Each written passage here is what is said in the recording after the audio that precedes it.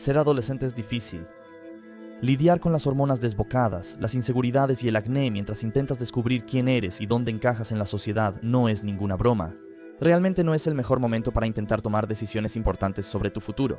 Así que imagina cómo era ser adolescente sin las cómodas comodidades modernas que tenemos hoy.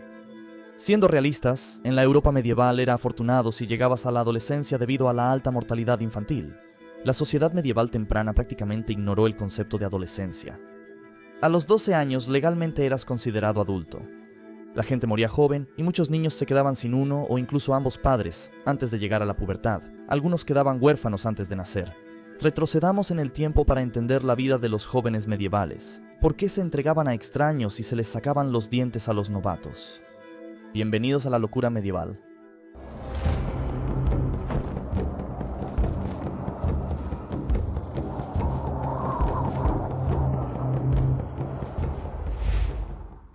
Nunca eres demasiado joven. Cerca del 1500, el embajador veneciano documentó una peculiar forma de crianza que observó durante su estancia en Inglaterra en el final de la época medieval. Afirmó que las familias inglesas mantenían a sus hijos en casa hasta los 7 o 9 años. Luego los enviaban tanto hombres como mujeres a servir en otros hogares, usualmente por otros 7 u 9 años. Observó que esto sucedía independientemente del estatus y la riqueza de la familia, notando, cita, todos, por ricos que sean, envían a sus hijos a las casas de otros, mientras que él, a cambio, recibe a los de extraños en la suya. Se le indicó al escéptico italiano que era para el bien del niño, aunque pensaba que los ingleses elegían hacerlo para explotar a los hijos ajenos en sus hogares y alimentarlos menos. Este sistema de crianza compartida era frecuente en el norte de Europa durante la Edad Media. Solo una pequeña minoría de niños se iba a estudiar a la universidad o se unía al clero. La mayoría eran destinados a otras casas como aprendices y sirvientes. Normalmente eran mayores de lo que el embajador veneciano insinúa, teniendo cerca de 12 o 14 años. Para los campesinos, la mayor motivación para despedir a sus hijos parece haber sido financiera. Tener una boca menos que alimentar en un hogar medieval siempre era una ventaja. Pero algunos que realmente pensaban que ayudaban a su hijo y tenían algo de dinero extra, ahorraban para comprarle un aprendizaje a su descendencia. Parece que los adolescentes medievales eran una fuente de mano de obra barata.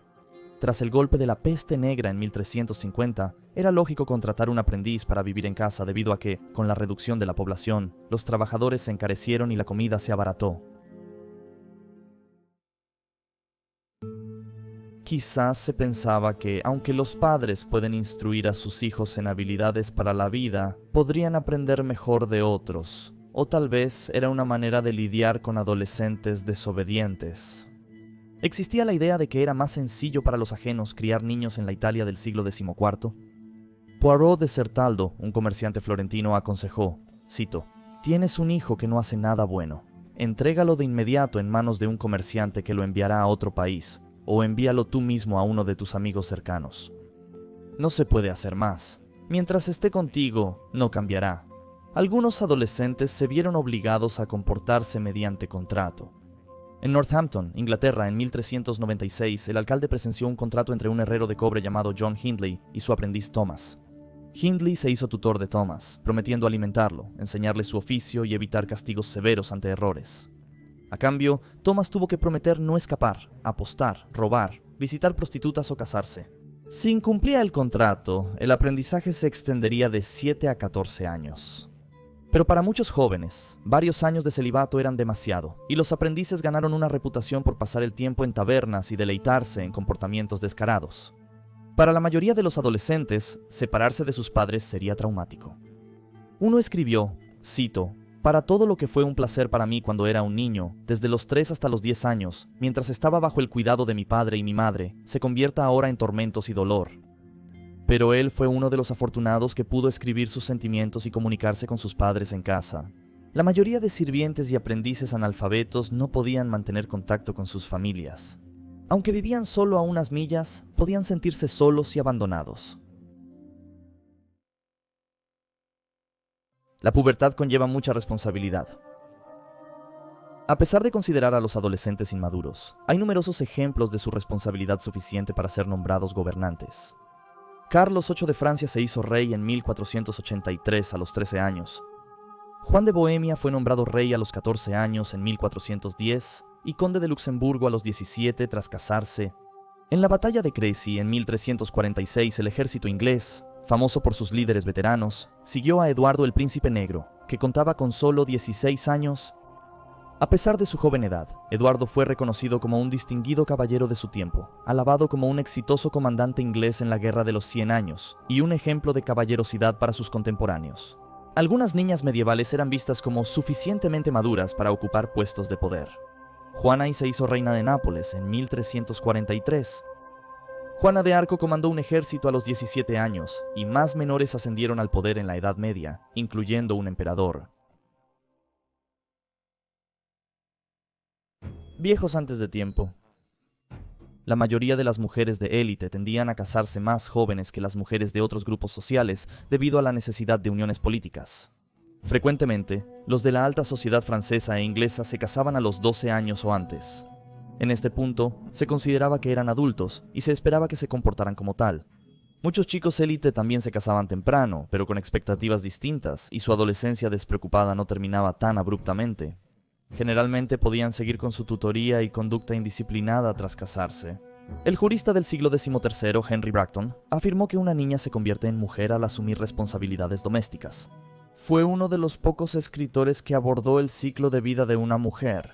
Se consideraba que las mujeres estaban en su apogeo durante la adolescencia. Era un momento en el que se creía que estaban en su máxima belleza física y pureza espiritual. La virginidad y la juventud de una chica estaban relacionadas.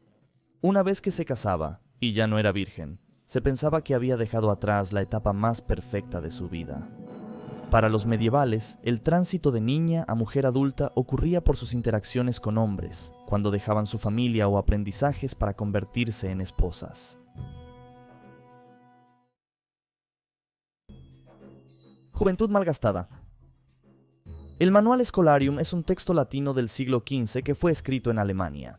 Es una guía de cómo ser un estudiante, un manual sobre cómo prepararse y entender mejor el término por delante. Está redactado como una serie de diálogos, principalmente entre dos estudiantes, Bartholdus y Camillus, que dialogan sobre su vida universitaria en Heidelberg. Entre los muchos temas cubiertos se encuentran la inscripción, la asistencia mínima requerida, los exámenes, las reglas de la universidad, cómo llevarse bien con los compañeros de casa, los gastos de pan, libros y la cerveza artesanal local, y las mujeres. Una de las conversaciones más interesantes entre nuestros dos jóvenes eruditos involucra la ceremonia de iniciación para los nuevos estudiantes llamada Quitando los Cuernos. Se buscaba incentivar a los nuevos reclutas a aprender humildad y buen comportamiento, eliminando sus rasgos más incultos e infantiles.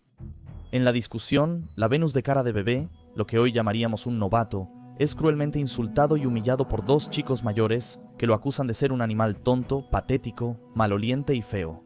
Con Camillus preguntando: ¿qué es ese hedor que apesta este lugar? Aquí ha estado pudriéndose un cadáver de rata o una cabra, la bestia más sucia. Bartholdus se une felizmente al acoso, añadiendo que el novato tiene las piernas débiles y se parece a una viejecita encorvada por la edad. Los dos torturadores deciden que al nuevo estudiante se le debe purgar y se le deben quitar quirúrgicamente los cuernos. Se le deben arrancar los dientes, afeitarle la barba y confesar sus horribles crímenes antes de que pueda unirse a su, cita, loable sociedad de estudiantes. Al novato se le hizo llevar una capucha con cuernos y se le insertaron dientes de jabalí en la boca, después de lo cual serían golpeados o pulidos con herramientas de gran tamaño como un hacha y alicates. Muchos estudiantes nuevos sufrieron heridas por esto. Al final del ritual, se obligaba al novato a comprar cena y vino para los maestros y estudiantes mayores como expiación por sus pecados.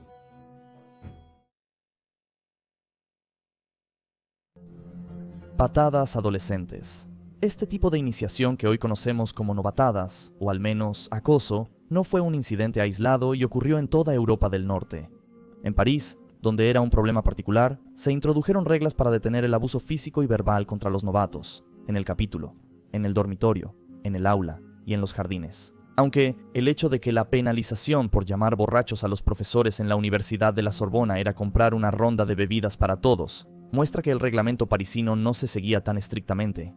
Se prohibió a los estudiantes alemanes arrojar excrementos y orina sobre los académicos jóvenes. En el Colegio de San Nicolás en Aviñón, los recién llegados servían la cena a los académicos veteranos, soportando la humillación de ser tratados como sirvientes. En varias universidades era común que un nuevo ingreso pagara un banquete para todos.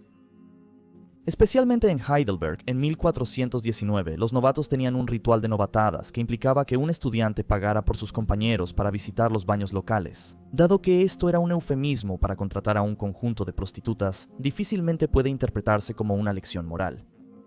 Y esto a pesar de que la mayoría de los establecimientos tenían reglas contra el consumo excesivo de alcohol, participar en juegos de azar y contratar trabajadoras sexuales. No obstante, se consideró y en 1365 en Orleans se estableció una norma para garantizar que las multas financieras a los novatos nunca los forzaran a vender todos sus libros. Las iniciaciones universitarias se suponía que tenían un propósito importante en la sociedad al preparar a los jóvenes medievales para la vida en el mundo real. Un historiador indica que el Manual Scholarium se redactó para asistir a los nuevos estudiantes en su adaptación a la vida universitaria y evitar a los lobos mayores al inicio de su formación. ¿Y qué mejor manera había de enseñar estas lecciones y moldear a los adolescentes en hombres que aprendiendo sobre dinero, alcohol, ser grosero con los profesores y chismorrear sobre los males de las mujeres menstruantes? Gracias por ver este episodio de Locura Medieval. Suscríbete si no lo has hecho. Nos vemos la próxima semana en otro video. Espero que tengas una excelente semana. Saludos.